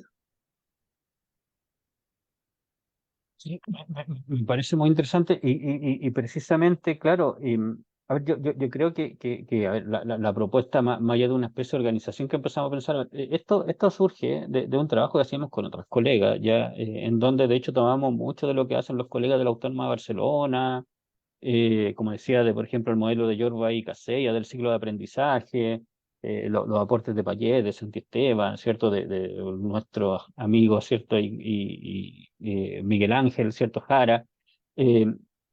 eh, y así, y otro aporte más para el trabajo, y que de cierta manera no empezaba a mostrar claro, qué significaba problematizar y para qué queríamos problematizar. Y desde ahí veíamos que un poco esta idea del conflicto como eje aparecía naturalmente, y como lo muestra tú muy bien, Lorenzo, o sea, de cierta manera nos permite hacer significaciones, volver relevantes. Temáticas que a veces para nuestros estudiantes pudieran aparecer lejanas, y en la historia hay una serie de temáticas. A propósito, y un poco en lo que nosotros hemos estado trabajando también con las prácticas de nuestros estudiantes y de una unidad muy parecida a la que hacía Lorenzo, eh, a nosotros el desafío que a veces pasa en la escuela que estoy yo es que yo tengo a los estudiantes de básica, entonces enseñan a niños pequeños, de 10, de 9 años, y claro, por ejemplo, la propuesta de Lorenzo es súper interesante en términos de que ya permite lo que al fin de esto es discutir las cuestiones estructurales de la desigualdad, ¿cierto? Y que hay la desigualdad como un norte específico, que es la que genera buena parte de los conflictos y las violencias que están vinculadas a ella, que es como lo que ponía aquí en estas relaciones pasado-presente que muestra Lorenzo, y que son a lo cual yo creo que apuntamos a llegar con esta pedagogía de la historia que se orienta en el conflicto. Pero también, o de cierta manera, yo discutía la otra vez con unos colegas que también creo que, además de discutir lo estructural, a veces podemos empezar a construir esta idea de, a través de la historia, aprender la democracia o aprender actitudes hacia una construcción más fuerte de la democracia a través de la vinculación a veces de una mirada de la historia de los conflictos que nos permita situarnos ya no solo en lo estructural, sino que también en lo cotidiano. ¿Y a qué me refiero? A propósito de lo que enseñaba Lorenzo, hay un caso que tuvimos en la práctica pasada, que fue que simplemente a un estudiante de práctica final le pasó que estaba enseñando la colonia, conflicto mapuche español, como explicaba. Y días antes, cuando ya estaba a punto de intervenir, que además eran las clases en que nosotros las vamos a observar, por lo tanto los nervios son abundantes, sucede una gran pelea en el curso. Una gran pelea a propósito de conflictos de identidad, de insultos que se dieron los estudiantes, y la pelea fue tan grande que siguió en la sala. La estudiante practicante terminó llorando, sobrepasada, porque los estudiantes no hicieron caso en toda la clase porque seguían un poco sus disputas. Y entonces lo que hizo la estudiante a propósito del conflicto, ya no pensar solo en el conflicto desde un punto de vista más estructural, sino que pensar en la forma de cómo ese conflicto histórico, el estudio de las relaciones mapuche-español, nos podía ayudar a pensar el abordaje del conflicto en esas relaciones que están existiendo en esa sala. Y tomó, que supongo también lo que usted, estas formas de relación que se establecen por lo menos en la zona de la colonia chilena entre mapuches y españoles, que eran los parlamentos, que me imagino que los conocerán, ¿cierto? Que de hecho el parlamento es un antecedente de la idea del círculo comunitario. La idea del círculo comunitario parte fundamentalmente de una tradición más bien de las culturas originarias, y desde ahí se inspira esta idea del círculo comunitario. Entonces, ella hizo una propuesta parecida a la de Lorenzo, pero ubicó la relación en términos de cómo se abordó el conflicto mapuche-español en la colonia y cómo ellos abordaban sus conflictos en esa sala de clase. Y entonces mostró el Parlamento como una herramienta para la discusión del conflicto. Y lo que hizo finalmente con los estudiantes, a propósito luego de esa pelea que tenía tensionado el curso, fue organizar un parlamento entre estudiantes, al estilo mapuche-español. Entonces también creo que a veces la idea del conflicto nos permitiría abrir ese espacio para incluso asumir cuestiones que nos están pasando en el aula, ¿se fijan? O sea, que estamos viviendo en la escuela, que estamos viviendo esa violencia, que además de lo estructural hay cuestiones cotidianas que están pasando, y que a veces la clase, el contenido de nuestra clase está fuera de esas situaciones que están afectando a los estudiantes. Lo mismo que Recién que hablábamos de Grecia y de Roma, el otro día un estudiante estaba preparando una clase, le toca trabajar en Chile el derecho romano, el legado de Roma, el derecho romano. Entonces, ¿cómo hacemos que niñitos de 8 años le den algún valor al derecho romano? Y entonces empezamos a ver que ese curso, por X razones, no habían establecido un acuerdo de cómo relacionarse en la sala de clase. Entonces el estudiante lo que hizo, organizó el conflicto del conflicto fundamental de la humanidad y cómo organizarlo. Entonces planteó la tensión entre que la idea del derecho romano era una forma de plantearse la organización social en una comunidad, y eso lo llevó a cómo ellos se organizaban en esa sala de clase. Entonces, luego de aprender sobre el derecho romano, los niños hicieron una discusión sobre cómo iban a organizarse en esa sala de clase, porque tenían conflicto de cómo convivían juntos. Entonces, por ejemplo, como muy buen ejemplo el de Lorenzo, que nos permite el abordaje de los temas estructurales, también creo que hay que pensar en otros niveles que nos permitan también a veces vincular con la experiencia más directa de la cotidianidad y también en nuestra escuela, para asumir tensiones que estamos viviendo hoy en la escuela directamente, que tienen que ver con temáticas conflictivas. ¿Mm? Bien, y en ese sentido, Gabriel, también pensarnos en la problematización y construcción con los y las estudiantes, ¿no? ¿Sí? En el sentido de que también sean protagonistas de esa construcción que llevamos al aula a través del conflicto.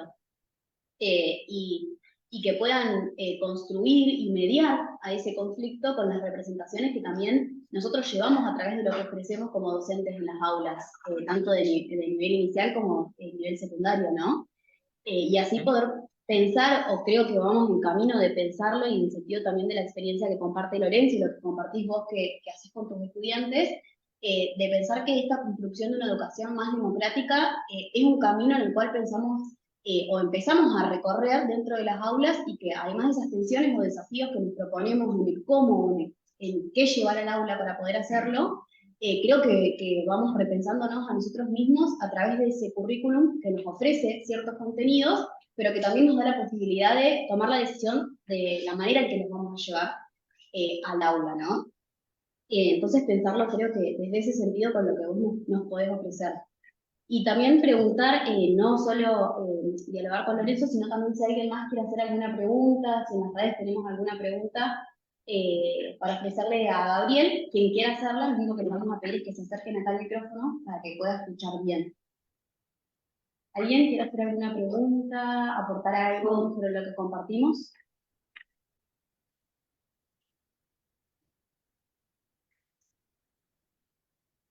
Ah, bueno, ahí nos mandaron una, a ver, vamos a leerla.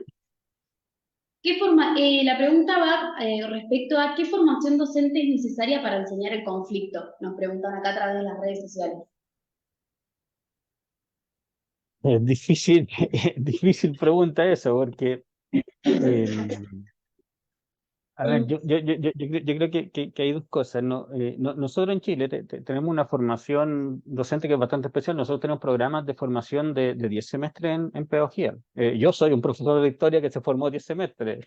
Partí estudiando historia para ser profesor de historia y terminé mi 5.º año siendo profesor de historia. Entonces, por ejemplo, una típica respuesta a veces cuando hay programas que son más acotados en el tiempo, uno diría, necesitamos más años de estudio. Mi ejemplo no es el caso. No sé si aprendí a enseñar para el conflicto cuando estudié para profesor, y no sé incluso si todavía a las profesoras que formo, que también se forman con 5 años de formación, se permite eso. Claramente yo creo que en el caso más general de la formación de profesores, yo creo que hay algunas cuestiones clave. Y a propósito de algo que comentaba Lorenzo sobre el currículum, que una es la necesidad de toma de conciencia de formar profesores que sean capaces de tomar decisiones sobre el currículum. Yo creo que eso es clave. Y para esa toma de decisiones, además de mostrar toda la teoría curricular, que casi siempre aparece en los cursos de currículum o de educación y sociedad, sociológica, creo que es necesario empezar a vincular eso con la práctica, y a vincularlo además con la práctica real del docente, en donde se va a enfrentar a veces con ambientes que no están dispuestos a desarrollar esta enseñanza. Por lo tanto, pensar en alternativas para cómo vincularse con esos ambientes. O sea, por ejemplo, de hecho, en esta misma propuesta de curricularizar el conflicto, la idea de mirar el currículum prescrito también tiene un ejercicio de permitir el diálogo con eso. O sea, de que cuando yo, en el caso chileno, que hay una lógica de un currículum bastante de efectividad social a veces en la escuela, no bien implementado, pero que tienen esa representación a veces, en algunos casos de coordinación, se dice, hay que hacer tales cosas que nos pide una prueba estandarizada. Entonces, por lo tanto, el margen de decisión de un profesor para tomar un camino alternativo es bastante difícil a primera vista. Entonces, por lo tanto, si yo planteo, o si un estudiante, un futuro docente mío, se va a una escuela y dice yo solo voy a tomar este tema y este tema no tiene ningún vínculo con el currículo, lo más seguro es que el coordinador le va a decir no. Es lo más probable. Entonces, por lo tanto, creo que es clave ahí en la formación que hacemos, es ese acercamiento con la práctica y con esos espacios de práctica que van a ser complejos, que no van a ser complejos en términos a veces de la complejidad que siempre estar en un aula, de las dificultades que podemos enfrentar frente a la relación con nuestros estudiantes, sino que van a ser complejos en el término de la toma de decisiones. Entonces, ¿cómo dialogamos, cómo tomamos decisiones en esos ambientes complejos? Creo que eso es una formación que es clave. La toma de decisiones es clave, más que incluso el desarrollo de conocimientos muy específicos sobre una disciplina. ¿Ya? O sea, yo creo que sobre todo ahí yo más bien fortalecería los conocimientos que están vinculados a la toma de decisiones curriculares y a la enseñanza, ¿ya? Y para generar aprendizaje, o sea, lo que nosotros en Latinoamérica denominamos la didáctica, más que incluso el cuánto voy a conocer sobre temas históricos sociales. Probablemente ahí necesito ciertos elementos conceptuales fundamentales que me permitan entender las relaciones sociales a través del tiempo, en este caso. Pero yo apostaría sobre todo en esa posibilidad de que los profesores entiendan que toman decisiones y que esas decisiones construyen distintos tipos de sociedades, responden a distintos sujetos y cómo esas decisiones luego ya las puedo hacer dialogar con contextos que no necesariamente van a coincidir con mi idea. Y eso no significa abandonar la práctica que quiero desarrollar, sino que tiene que ver con que tengo que tener herramientas para dialogar con ellos. Y en este sentido, Gabriel, también nos llega otra pregunta que está relacionada o vinculada con lo que vos hablás, y nos preguntan cómo conviven estas propuestas pedagógicas con la organización de los tiempos escolares, es decir, sobre todo vinculado a los tiempos evaluativos de la lógica escolar. En particular, y como decía recién, el ejercicio ese del vínculo con el currículum prescrito tiene un poco la alternativa de hacer esa cobertura. El problema casi en el mundo, en particular en historia, geografía y ciencias sociales, es la presión de la cobertura curricular, ¿cierto? La X cantidad de conocimientos que supuestamente hay que cubrir en una clase de ciencias sociales y que además en muchos casos además están mediados por pruebas estandarizadas a nivel de escuela o a nivel regional, nacional, dependiendo de cómo sea cada modelo.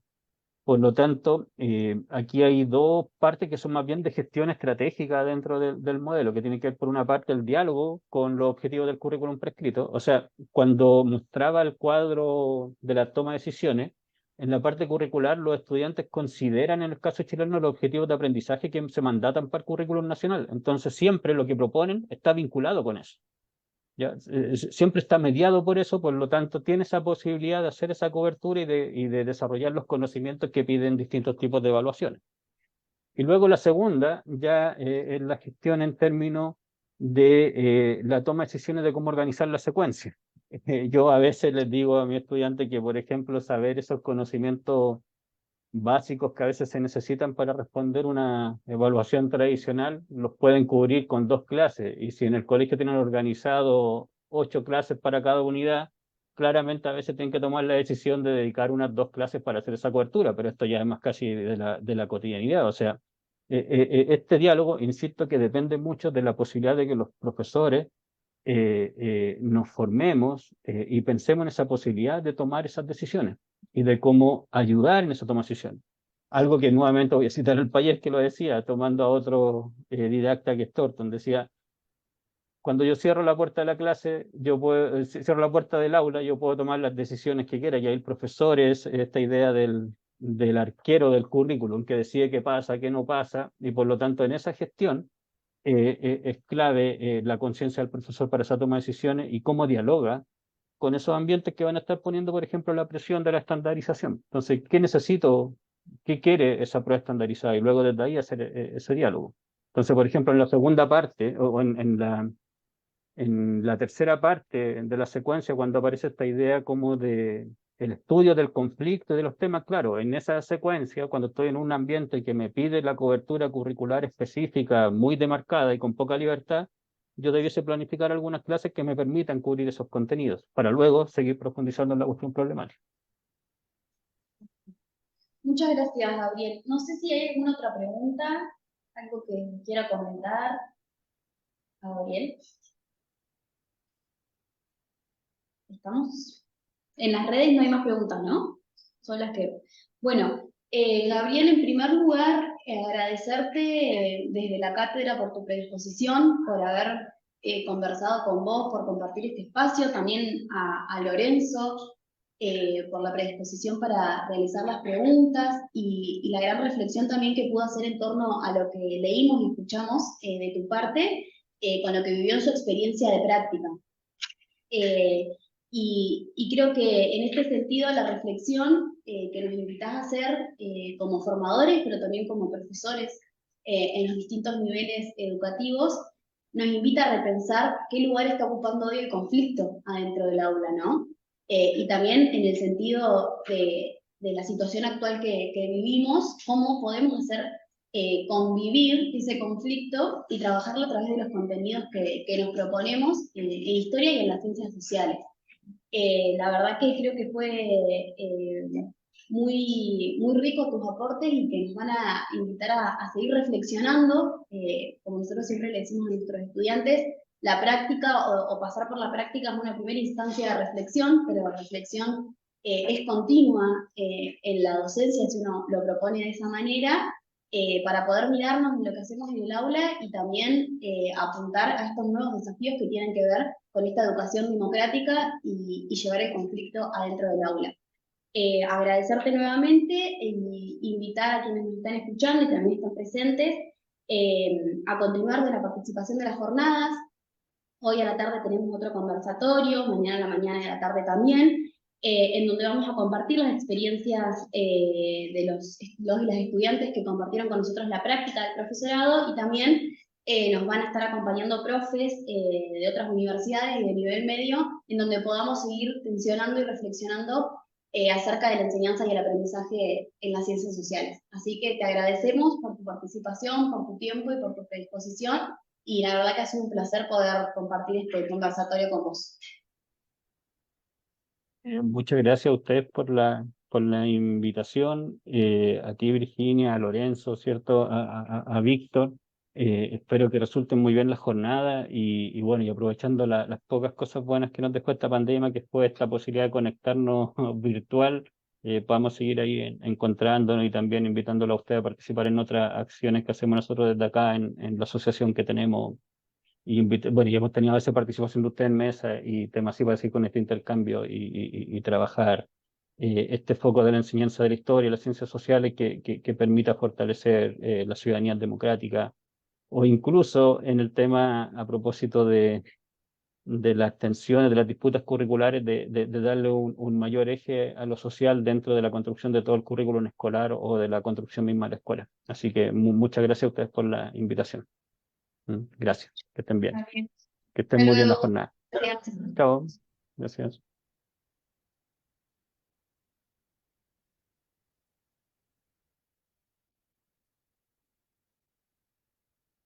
Bueno, nos volvemos a encontrar con el conversatorio a la tarde y van a estar participando algunos de nuestros estudiantes conversando sobre un eje que tiene que ver con el conjunto del aprendizaje y la enseñanza en la historia, centrado más que nada este primer conversatorio que tenemos en la tarde en la enseñanza, ¿sí? Y invitarlos a todos los que sigan participando, también agradecer por la transmisión, ¿sí? Y por los comentarios en redes. Y creo que es un espacio que nos invita a repensarnos y seguir con este eje para poder continuar con las jornadas, que esto recién comienza, pero la idea es que podamos seguir reflexionando. Muchas gracias.